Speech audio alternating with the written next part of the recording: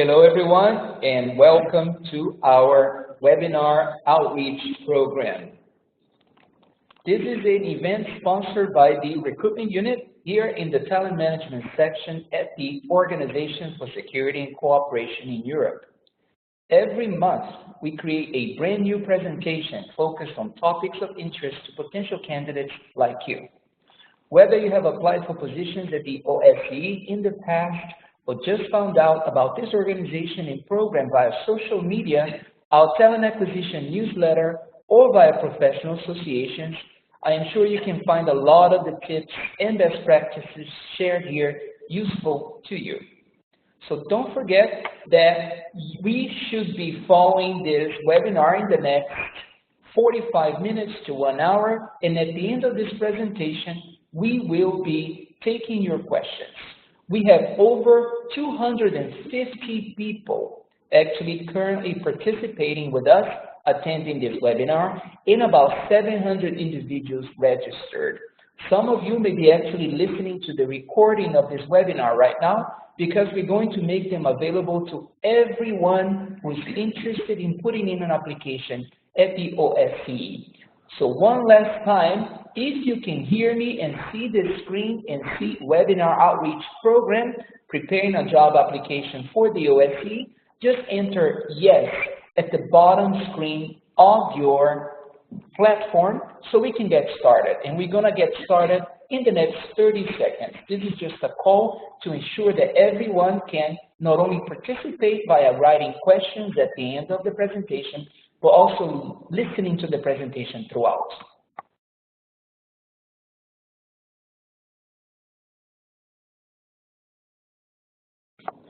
Moving on to the second slide. Prior to getting started, please get a pen and paper to take notes during this live event.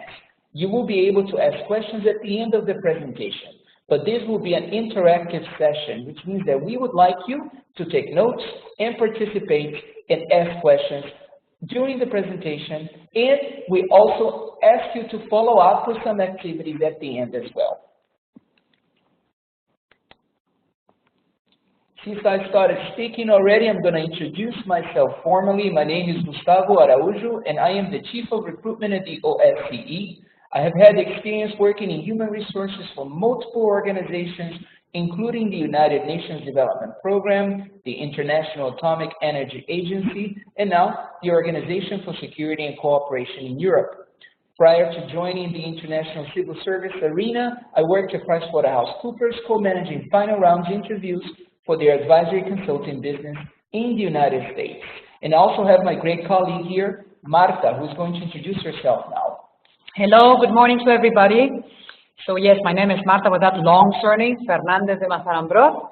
I have been recruitment officer at the OSCE for the past 5 years. I coordinate the work of all our recruiters for internationally, locally, and seconded contracted positions in the Secretariat. And I also provide support to the field operations. My background is in psychology, and I also worked with human resources in the private sector before joining the OSCE. Thank you for that, Marta. And I know that Marta put in a lot of words in there that some of you may not be familiar with, such as internationally contracted, seconded, or consultant. Please note that in the future, we are going to be running webinars on all of those types of positions, so you can have an overall understanding of the organization. This webinar per se is focused only on preparing a job application for the OSCE. Marta, what are we going to cover today? Thanks, Gustavo. Yeah, well, we're going to cover the following points. The first one is planning your application. So this is a very important point to prepare it well and well tailored to the vacancy notice. Also understanding the job description, what lies behind actually that the vacancy notice and what the person is going to be doing once hired. Describing achievements and responsibilities. Then we're going to go to the recruiters corner with some tips and also tips on creating a cover letter, also a very important part when applying. And as Gustavo already mentioned, at the end of this presentation, we will have a Q&A session. While it is not expected to be a comprehensive presentation, we hope to provide you with basic information to enhance your application and your candidate experience with us, with the OSCE.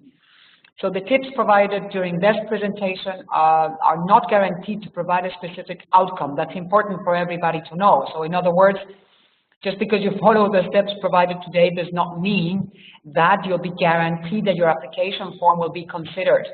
However, this presentation can be quite useful to you. That's what we believe and we hope this morning, especially if you're new to applying for the OSCE or multilateral organizations or international organizations in general. Thank you for that, Marta. This is very, very important. I think a lot of people approach these webinars in training as in, if I check all the boxes, how come I didn't go through? And this is not necessarily the reality. You need to approach applying for positions, especially multilateral organizations, international organizations, with a dose of optimism, but also realism.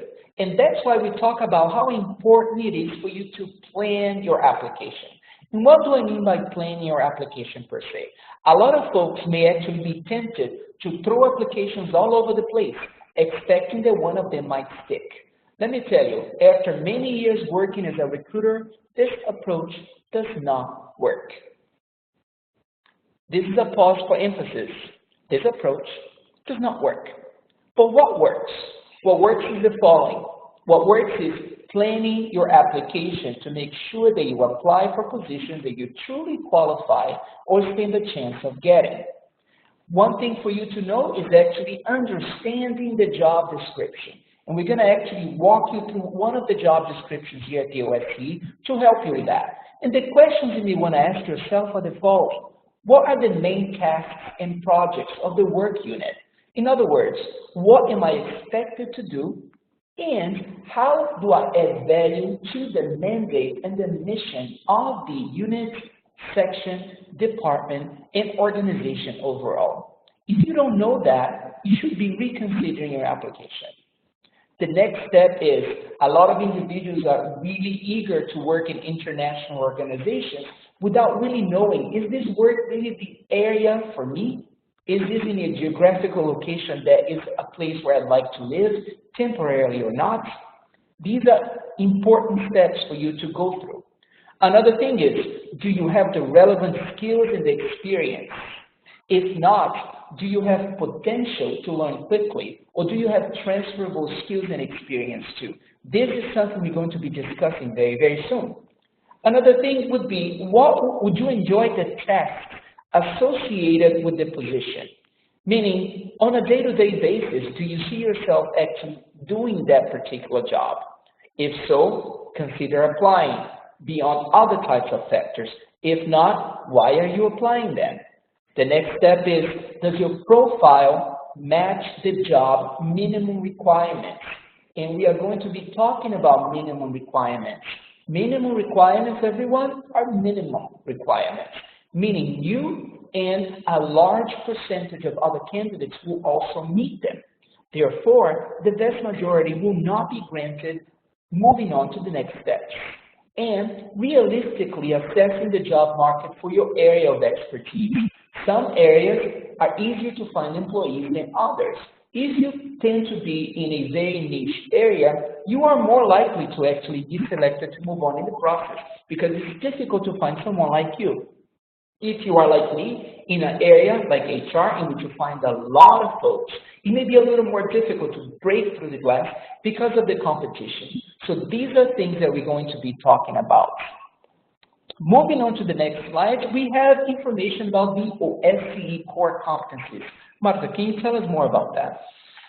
Yes, Gustavo. So as you were explaining before, there are several things that we need to consider when applying. On one side, we have the relevant experience we might have, the education, so post-related matters. But we also have competencies and values, and this is something that is very important and that you also need to consider.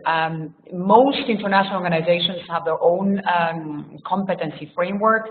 We launched ours a few years ago. So although we all have many different jobs and activities throughout the organization, we have certain competencies and values which are expected from all employees. in the OSCE. And these competencies may be listed in the job description, particularly for international contracted posts. You will see them in all of them, and every single position requires competencies or values. While seconded positions, and we will explain later what those are, may not have specific competencies listed, they use a different classification system. It is important that you learn and identify them because they are there. We will show you how to do that later today. So you will see in the screen you have core competencies expected from absolutely everybody in the organization, as I mentioned before, core values as well, and then managerial competencies which only apply to those with supervisory functions. Very good. Thank you for that, Marta. And if you want to actually take a look at the competencies after this webinar, all you have to do is go to jobs.osce.org so that you can find the competency booklets and learn more about them. Speaking of competencies, you can actually look at a simple competency we have on the screen. And this is initiative taking.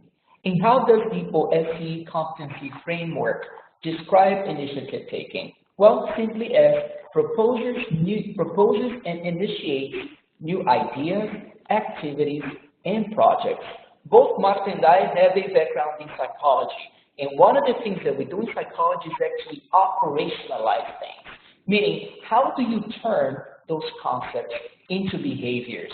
In other words, when you are looking at a job description that makes you infer a competency such as initiative taking, what does that mean on a day-to-day basis? And Marta, could you give us some examples of what that means in practice?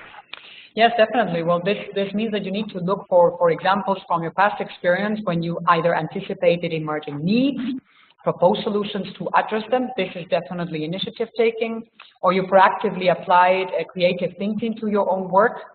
Or you conceptualize new ideas to add value to the organization, and you need to think also of the long-term impact of these ideas, or you, for example, demonstrated commitment to achieving or surpassing results. So all these are examples of initiative taking, and you would need to think of very concrete examples when you actually show this competency. Thank you very much, Marta. And this is not a webinar about preparing for interviews. Huh? This is a webinar about preparing a job application. But just to give you a little hint, if you have initiative taking as one of the competencies in the job description, or you infer based on the job description per se, one question that could be asked would be, tell us about a time when you actually anticipated emerging needs and proposed solutions to address these needs in your work environment.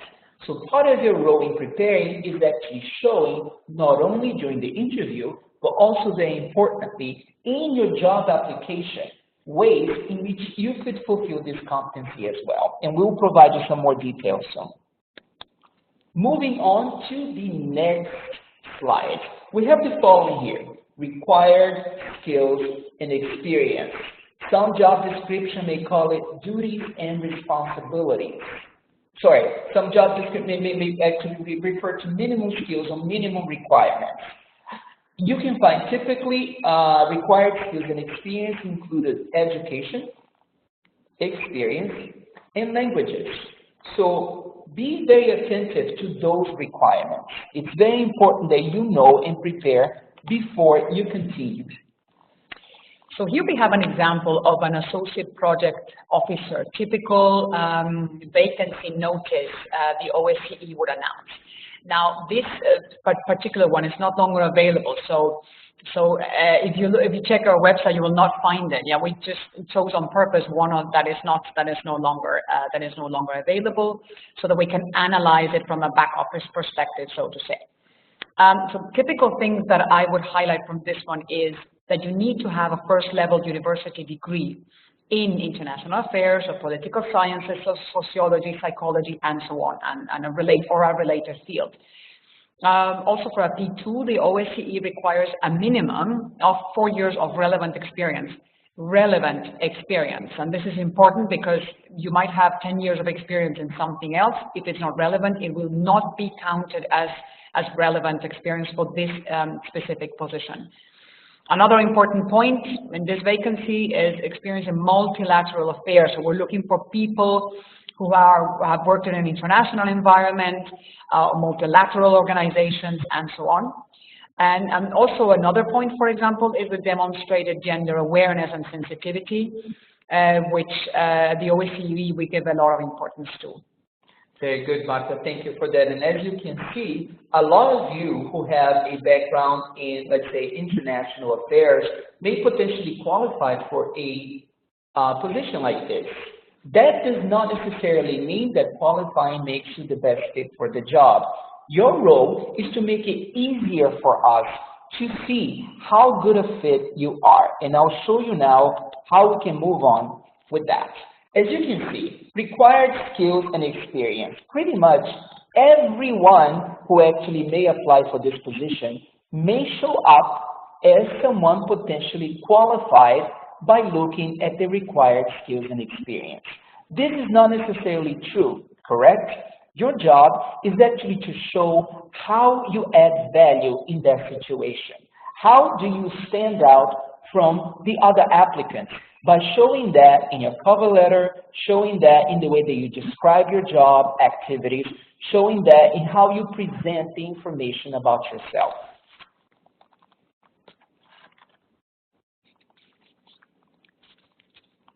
So as you can see in this new slide version, you should look at the required skills and experiences as capital letters minimum requirements. So if you fit with these minimum requirements, you should definitely apply. But do not feel disappointed if you then see that you did not go further in the process, because many other people will probably also fit these minimum requirements. So many other people will actually exceed them as well, will have many more years of experience. So that's what exactly we're looking for, the minimum that you can offer, and that's what we want to see in your application forms. Exactly. First, you meet the minimum, and then you show the application forms how you go beyond the minimum to actually meet the exigencies of the work.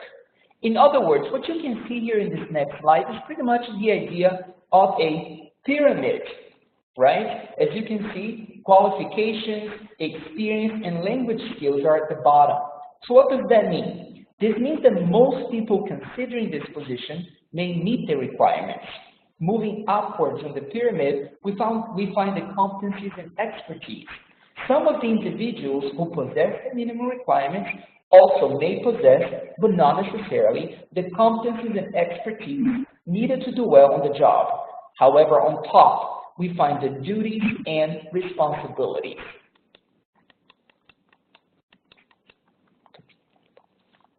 So it's at the top of the pyramid, actually, that we find individuals who meet most of the features needed to do well on the job, all three things. These individuals are typically those who actually have performed the duties and responsibilities in the past, and that actually apply to this specific position, or that they can show that they have relevant, transferable skills to do the job. And that also happens, that you actually see people who have the potential to actually grow professionally into a position, and they have reflected this very well in the application form. So for us, it's important to also mention to you that when filling in an application form for the OSCE, your job is to make sure that you mention your practical experience applicable to the tasks and responsibilities stated in the VN. Do read the VN very carefully and tailor your application form to the tasks and responsibilities mentioned there. Very good, Marta. And this sounds like common sense. Like many or most of you know, common sense is not necessarily common. So it bears repeating. Make sure that you tailor the application by showing how your past experiences and past duties and responsibilities align with the duties and responsibilities with the job that you are applying for.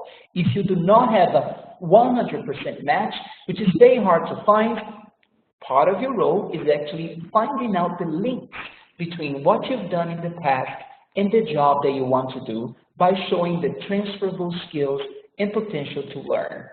Just moving on to something that's very, very important in any international organization, especially the OSCE.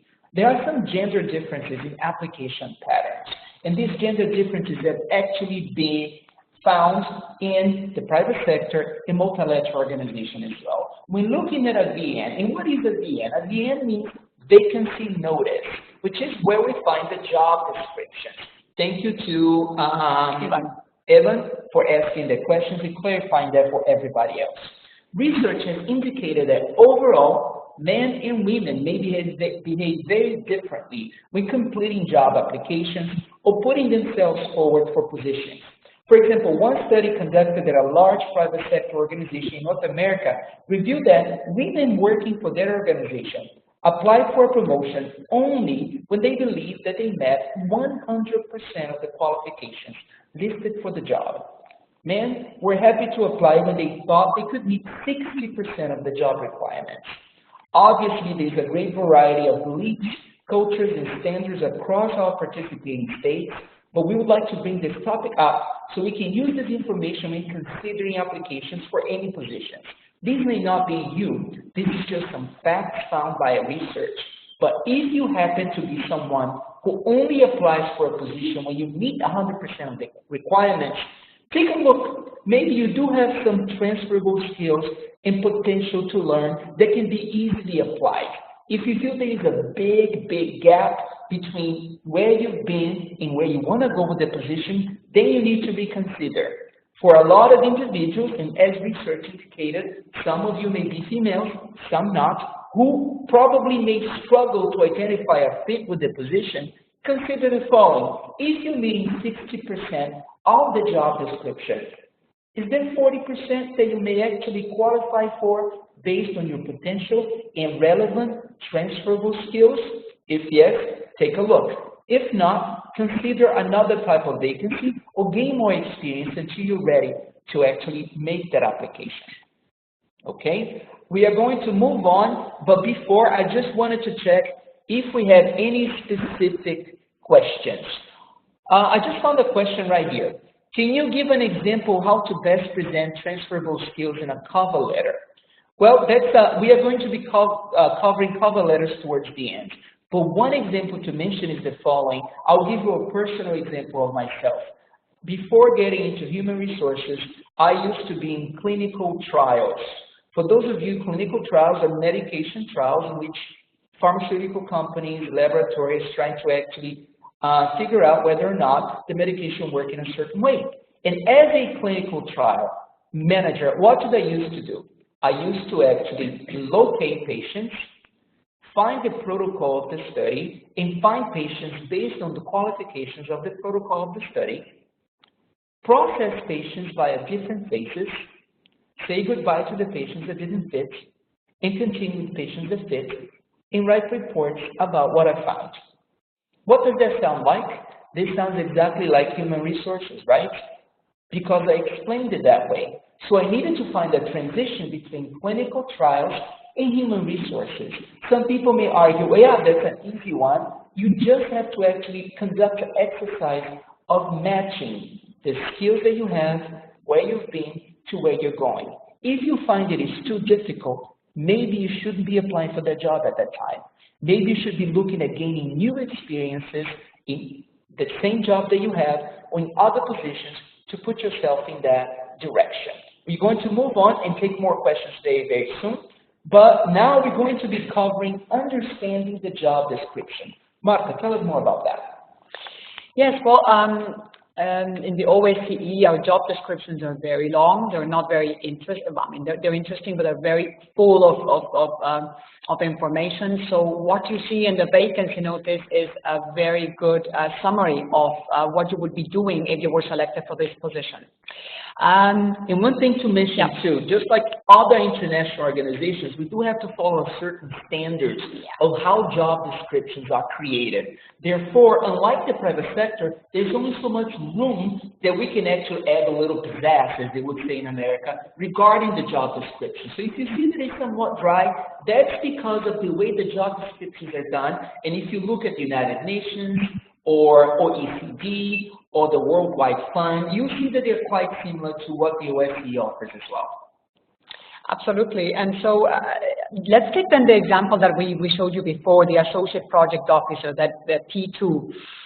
And please note, and I'm repeating myself, but it's important for you to know that this position is no longer open for applications. We just chose it because it's the typical offering available in many executive structures across the organization, including field operations, and is also a very typical position in other multilateral and international organizations.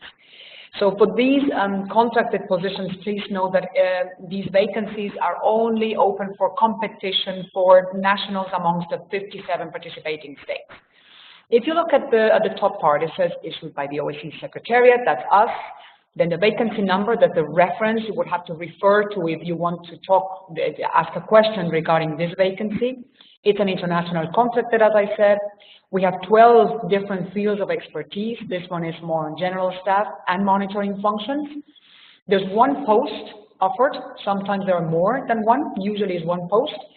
The duty station is Vienna, although this is important for you to know that some positions involve a lot of traveling to the missions, to the field, and so on. If this is going to be the case, we usually would mention it in the tasks and responsibilities or the requirements for this position. So we would definitely mention it.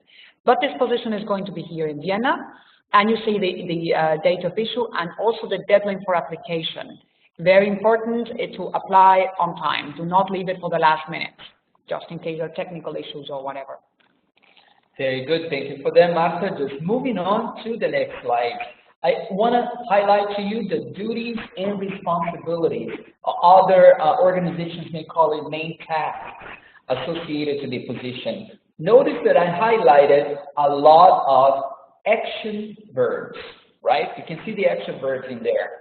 Oversee, identify, ensure, devise, collect and compile, monitor, hire, prepare, contribute.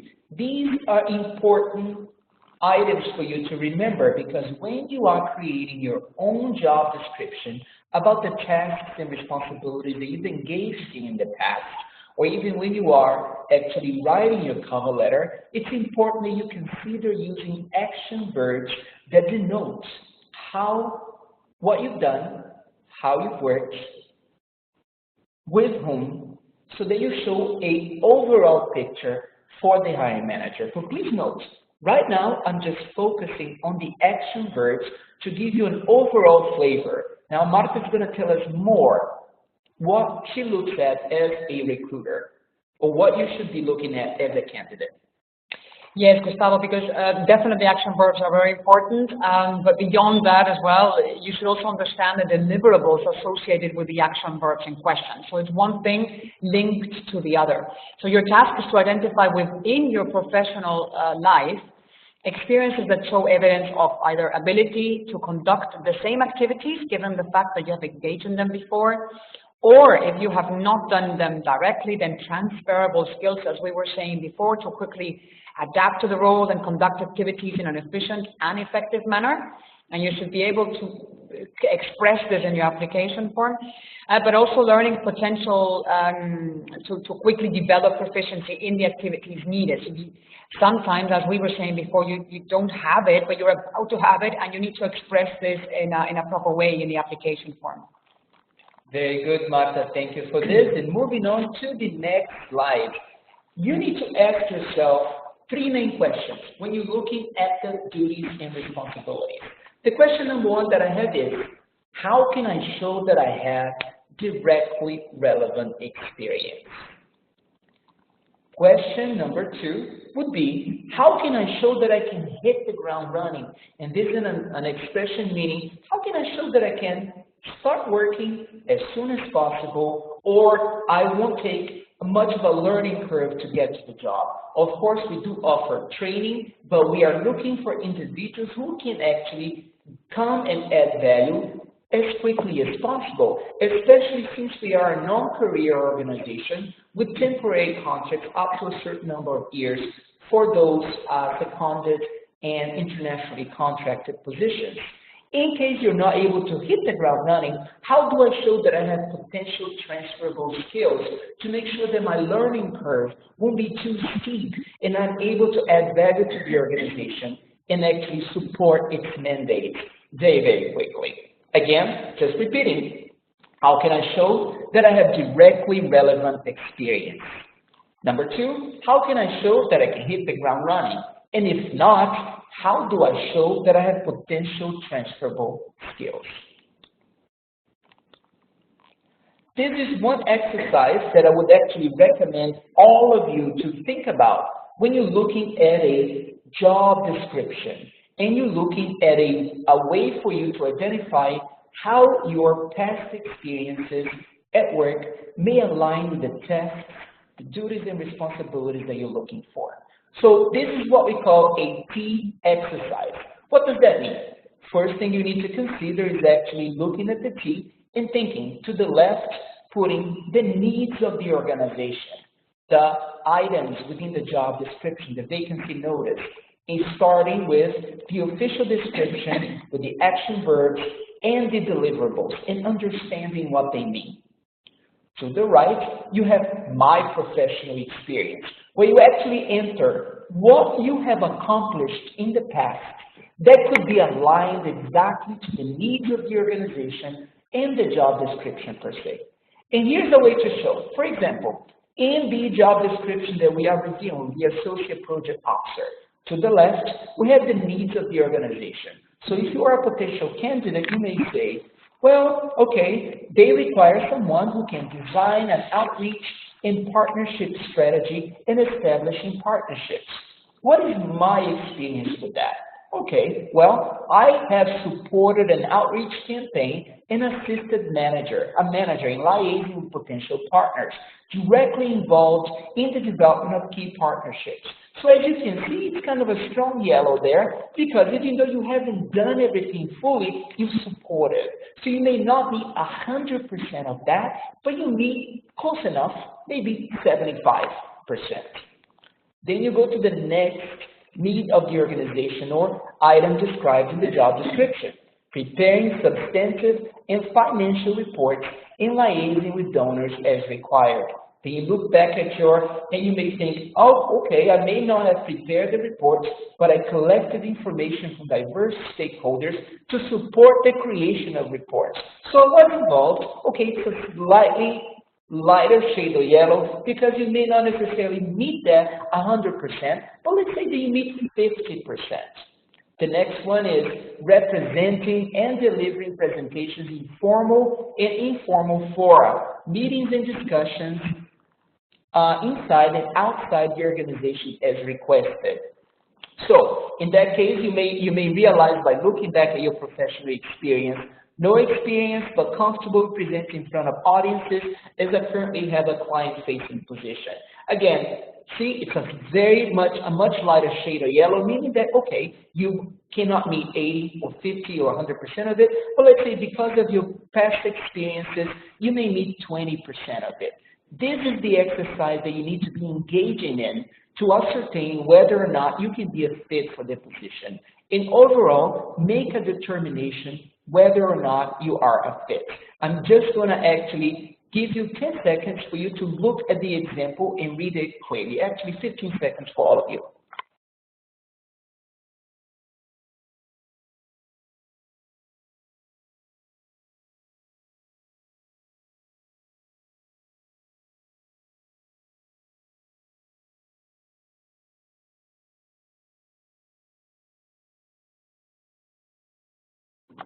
All right, now that you had time to read the examples, we are going to move on as well to the next section. I just wanted to mention that all of our recruiters are actually online on LinkedIn, and they do have their profiles. I would recommend that you follow the OSCE official account. If you also want to add me, Marta, or any of our recruiters, all you have to do is go to LinkedIn, type OSCE, and type recruitment or recruiter, and we are going to pop up. If you want to find Marta right away, it's easy to find her. You just have to go on your browser, bit.ly/Marta OSCE, and you're going to be taken directly to her profile. Add her to your network and follow her so that you can get more tips in the future, okay? And I'll ask Marta now, because she's a very experienced recruiter, especially now the OSCE, to give us a little more on tips for job applications. Thank you, Gustavo. Yes, well, in applications for the OSCE, your goal is to show alignment between the role that you have had and the jobs and experiences that you have had in the past. So what you have done with what you want to do in the future. And the way to do so is to show evidence of it by highlighting how your previous experience make you a good candidate for the position. And this would be applied to not only an interview, if you get invited to an interview, but also at the very, very first stage when you're actually filling in the application form. So it is really important to be strategic when doing so, not just throw in the same information for every application form or every post you apply for. So for example, when describing your achievement, please mention your positive results of a specific project, for example, you were working on. Do mention this. So mention the impact of your activity or on the team or the unit or the department. Do mention the results of your actions. And also, how did you contribute positively to your previous employer? What did you change? What did you learn? What did you achieve? These things is important to mention. We understand that at times it may be difficult for many applicants from participating states to use terms such I accomplished, I did, I achieved. Many countries are more into talking about what the team did and so on. However, application reviewers need to see what you did, need to see that you can show that you can contribute to the organization at the expected level, not you with the team. So we're really looking forward to seeing what you specifically did. And I repeat, this is not only for further stages in the process when you get an interview or you do a written test, but also when you're actually filling an application form. A good trick may be to quantify some of these achievements. For example, if you're a trainer, let us know how many training programs do you typically run in a month or a year. Same thing would run for me, for example, in a recruitment. How many people do you interview? What levels do you interview? So what's the type of complexity and to how many people, how many trainings have you held? How many people have you recruited? Or how many application forms have you screened? Not these kind of questions. And also it's important to, when you're thinking of this, how are these topics aligned to the themes covered by the OSCE? And we will show you a few examples very soon. If you or your team have received awards, for example, mention them as well. Do not forget to put these kind of things, because this supports your claim of a very positive impact. So add also the types of relevant skills you've acquired over time, how they could be related to this specific position. And all in all, the best way to use this section in applications for the OSCE or any other organization for that matter is to show your impact, your work, and how is that impact in this organization. Thank you, Marta. And just to make it easy for everyone to kind of get the lessons from what you just said, we have a brief summary for all of you. So in creating a profile, achievements, duties, just a couple of points to us, Gustavo said, to just summarize. Quick overview of positive results you have accomplished. Be very clear about your role or contribution. So don't be shy, mention it. If possible, quantify that achievement in number of individuals trained, amount of money saved, etc., etc. Mention related awards and acquired skills, and indicate how your achievement affected the team or even the organization, so the long-term impact. Super. And for those of you wondering whether or not you can have access to this presentation in the future, we will make the recording available to everyone who registers. And if you want to get more information, all you need to do is actually subscribe to our OSCE Talent Acquisition newsletter. All you have to do is actually Google the terms OSCE Talent Acquisition newsletter, subscribe it, and you're going to be receiving on a monthly basis information that is highly relevant to potential applicants like you. Information including practical information, such as the example that we're going to show you next, right? Because we're talking about the theory, let's also cover what it means to do that in practice. So when describing your achievements, we have a sample one here. Look at how it's described.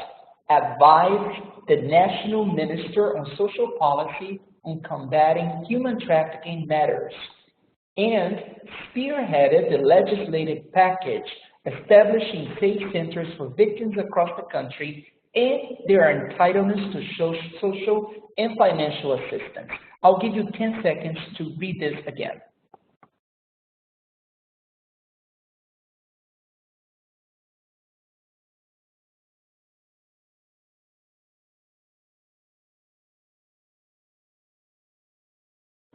Okay, so in other words, you see an action verb, or you see a bunch of action verbs here, like advise.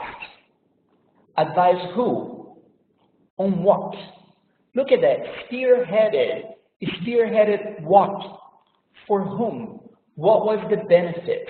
So you need to make clear exactly what you did, for whom, and the potential impact. And this is how you make an effective achievement statement. Let's look at another example right now. This is the second sample. So designed and delivered 30 outreach presentations online to an audience of about 1,000 lawmakers from Southeastern Europe in 20 months. Topics focused on raising awareness of innovative policy solutions to support gender mainstreaming practices. Let's give you 15 seconds to read that again.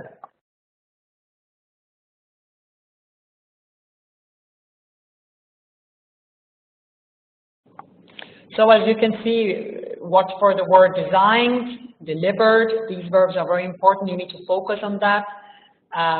30 outreach presentations, so there's a large number. To who? What was the audience?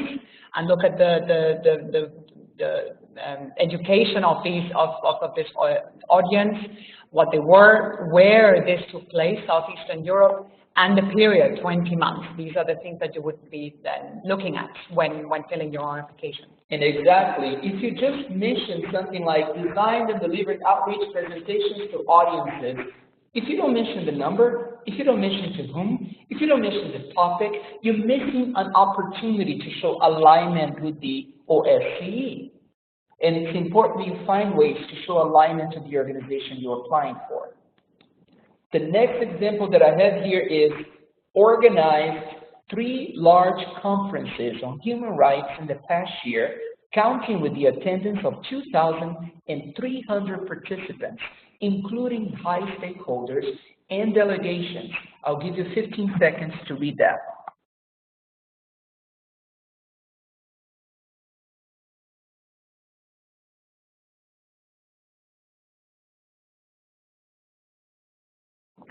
So think about it. What did you do? You organized. What did you organize? 3 conferences. But what is the size of the conference? They're large conferences. What is the topic? Human rights. Oh, by the way, a very important topic to the OSCE. How long ago? Oh, in the past year. Okay, how many people participated? 2,300 participants. Who were these people? High stakeholders from delegations. Again, you are showing how your past experience aligns with the organization. And if it doesn't necessarily align 100%, find ways to make sure that you have the potential to actually do something similar in the job that you are applying for. Let's look at one more example. So in this one we have implemented, very important verb, new travel policy with effective controls, resulting in greater efficiency and consistency in travel planning and that much money reduction in costs. So what you need to look here at is the new travel policy. So you implemented and the travel policy, and then the result of actually implementing this travel policy with this cost reduction. So that's the result of having done this and the impact, long-term impact. Exactly. For a lot of people, it may be difficult to put numbers, it may be difficult to quantify, but find ways to actually show this alignment. Again, these are kind of extreme examples of best practices that you can adapt to your reality. As Marta mentioned in the beginning of the interview, does doing this immediately mean that you're going to be considered for the position? No, it all depends on the alignment and what the organization needs. But this is a best practice used by many individuals who apply for jobs in the corporate environment and international organizations alike to show that they are a potential fit. Just some information kind of describing overall. So your goal here is, number one, is the first block in yellow, tailor. Tailor your application. Tailor the achievement descriptions and the duties descriptions to the job you're applying for. Take a look at that T exercise where you actually put the requirements to the left and how you meet the requirements based on past experiences to the right.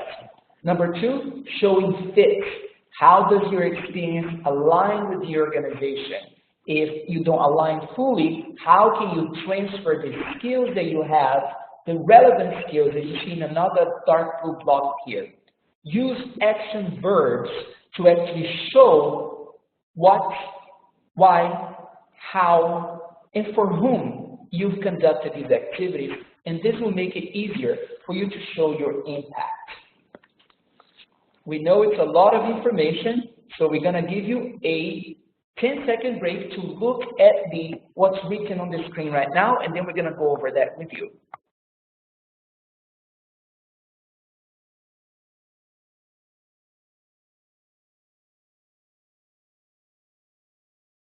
So as a summary, description of duties.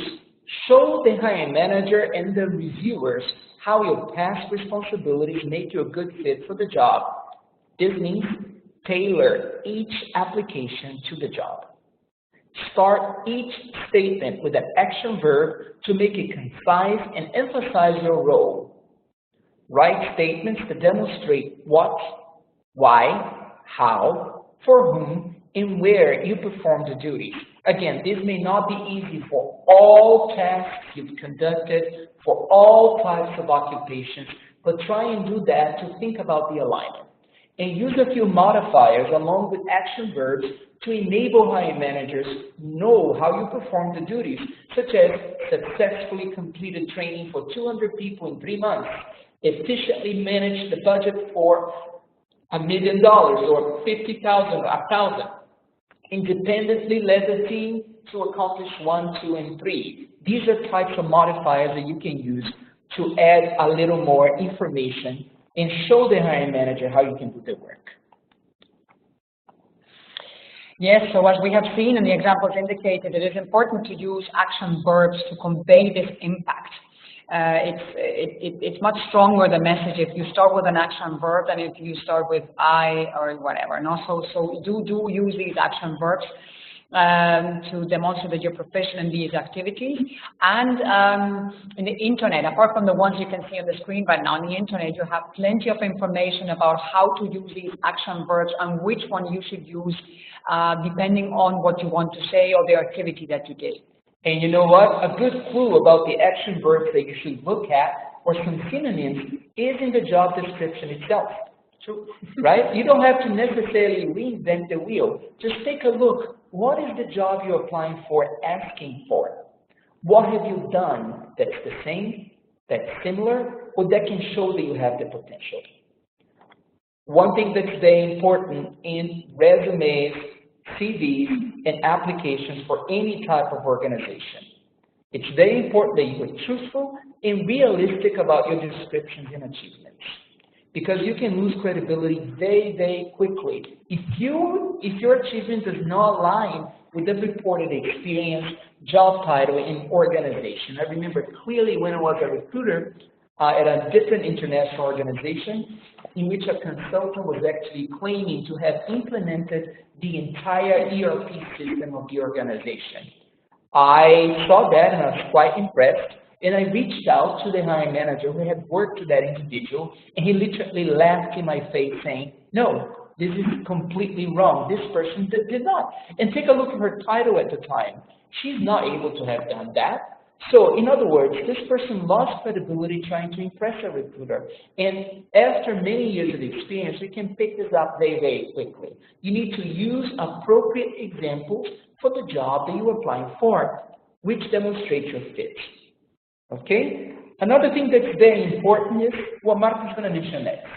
Yeah, I think it's important as well to, as we're saying, and this has, of course, a lot to do with the idea of tailoring every single application. So it's important that you understand the mandate of the organization and even more, the mandate of the department you're going to work for. So this should be aligned when creating an application form. We will also talk more about that when providing tips on creating a cover letter. But in general, do read about what the organization is doing right now, the new projects, the vision, annual reports, things like this, so that you get more acquainted with this, and you can actually align this more when you're with your application form. Exactly. It's important in demonstrating alignment with the organization, writing a job description, in working on the cover letter, but also especially in interviews, because people want to see that you have an understanding of what your role is in contributing to the overall mandate of the organization. And people don't tend to take that as seriously, okay? So moving on to the next, this is just information on preparing a cover letter. I do have one question here that's an interesting question. I'll read it out. Usually, the job description includes many duties and responsibilities. Your example included 12, but the letter of intent or cover letter should be limited to maximum 1 page and be concise. How should we select those tasks that need to be addressed in the letter? First of all, the first point here is the following. The cover letter is not a place for you to regurgitate your resume. This is a pause for thinking. The cover letter is not a place for you to regurgitate your resume.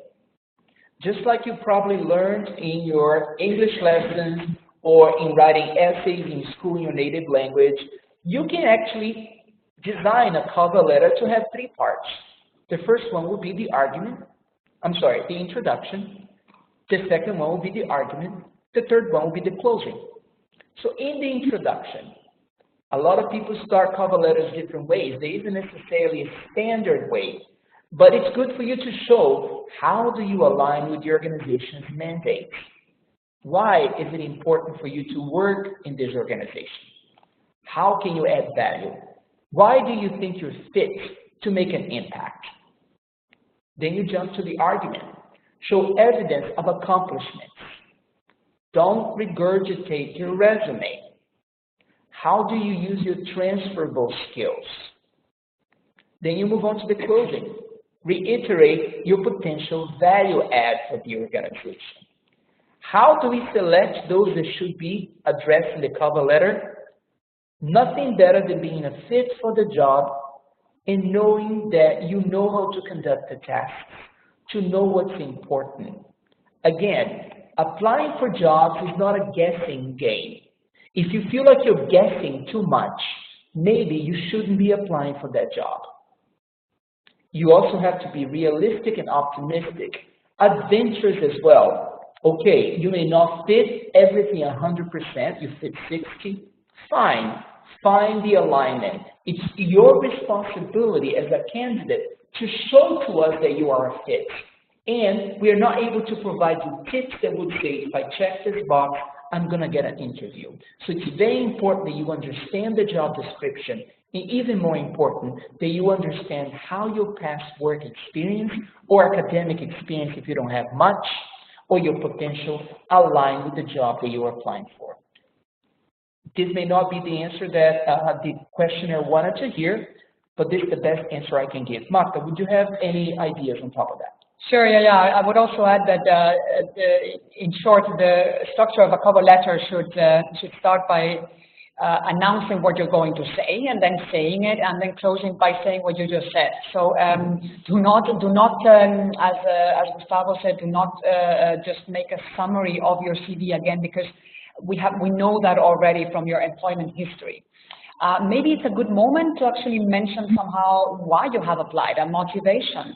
That's also a good area where you can actually throw that. Or some people were asking about possible gaps in their application form, where maybe they do not find a better space actually to put it in an application form. Maybe the cover letter is the moment or the space where you actually can mention why you have not been working the last 4 years or something like this.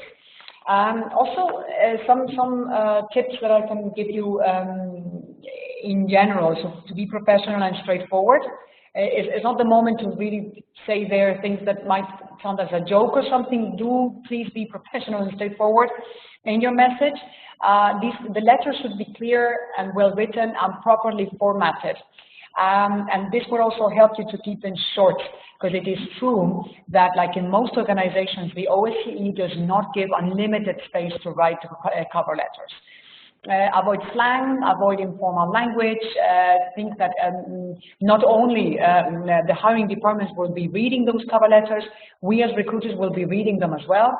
If you put a lot of technical information that we're not so used to, we're not going to understand it well. So make sure that you explain what you're saying. Use complete sentences with appropriate grammar and spelling. That's very important. Typos are not well received. And then follow instructions regarding the cover letter and the application form, because many organizations do give you some tips or some instructions on how to actually fill that part of the application form and then the application form. And if you fail to actually follow the instructions, you're also giving us a signal that you're not fully sure or serious about the process. So it's very important, because you are competing with hundreds, if not thousands of people who may have followed the instructions too. So it's very important that you put your best foot forward in this process, then demonstrating interest, especially if you have filtered questions. And those filtered questions may require you to give us a little details about your experience. If you don't provide details about your experience, these details are what we may be looking at to justify moving you forward for consideration or not, okay? So we are very close to the end of the webinar, and we're going to be taking your questions very soon. But let's take a quick look at what we actually learned today. So we started very briefly on planning your application. Then we moved on to understanding the job description. Then we talked about describing achievement and responsibilities. Then we had Marta coming in with the Recruiter's Corner and telling us more about the application process and then describing these things. Then tips on creating a cover letter.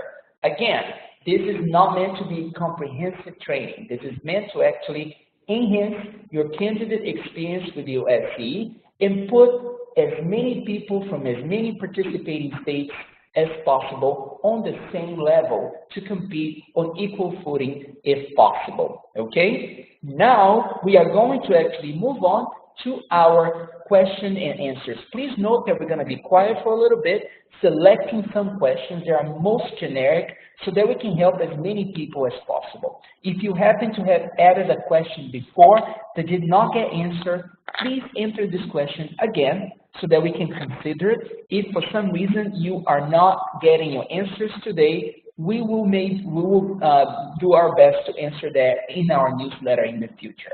So we're going to put ourselves on mute right now and wait for a few questions to come through.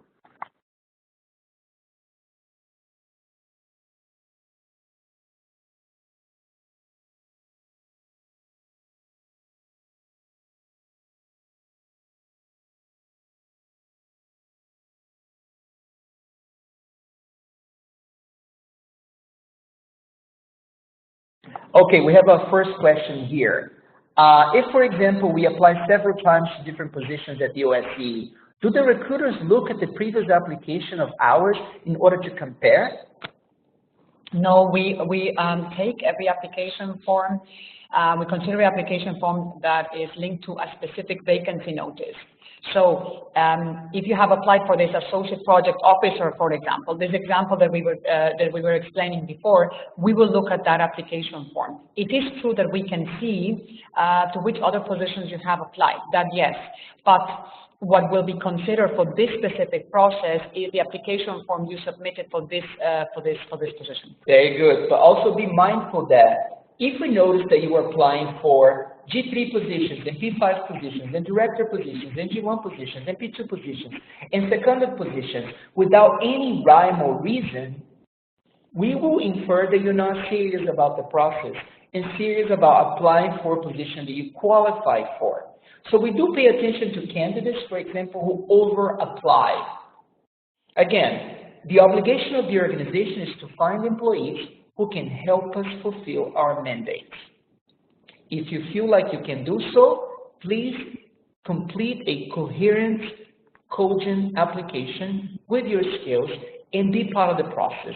Don't just apply for the sake of applying. We're going to find another question right now. There's another question about, we mentioned it before that we were going to explain it. So we have different staffing modalities. And for international positions, we have contracted and seconded. The difference between them is contracted is done via direct application. You see a vacancy notice, you apply, the organization sees it as soon as it has been submitted. For seconded positions, you need to apply through your authorities. So that can be delegation, that can be the MFA, the Ministry of Foreign Affairs authorities, and they will first decide whether to nominate you for that position before we can see it. So you will be asked to scroll down and find your country, your participating state, when applying to these positions first. That's the first thing. And when you apply and you submit that application, this application, as I said, goes to your authorities before it comes to us. And they decide whether to nominate you for that specific position. And then only then we will see your application form in our system. Very good. Another question that I have here is the following. A lot of international organizations, embassies, etc., ask for at least 3 years of professional experience. Is there a possibility to deal with it for young people? For example, you are 100% meeting all the demands and have the very good exact experience for only 1 year instead of 3. If you see that the requirements mean 3 years of experience and you have 1, you're not 100% meeting the demands of the requirements. That means that you should find other opportunities to prepare yourself to become a more, let's say, fit of a candidate to apply. One thing is to be short of by a few months or 6 months. One thing is to know how to conduct a task at 80%. Another thing is looking at a job description that requires 3 years, but you only have 1.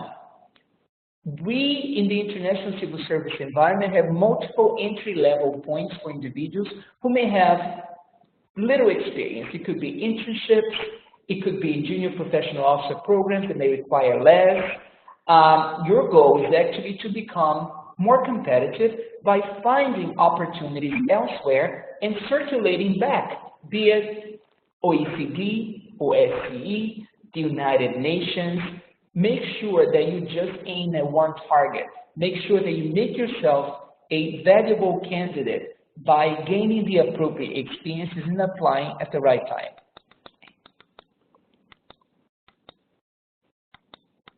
We can see here some questions about the age.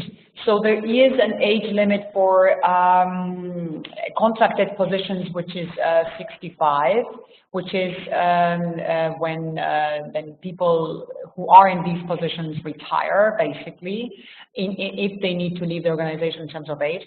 And for seconded positions, there's no age limit.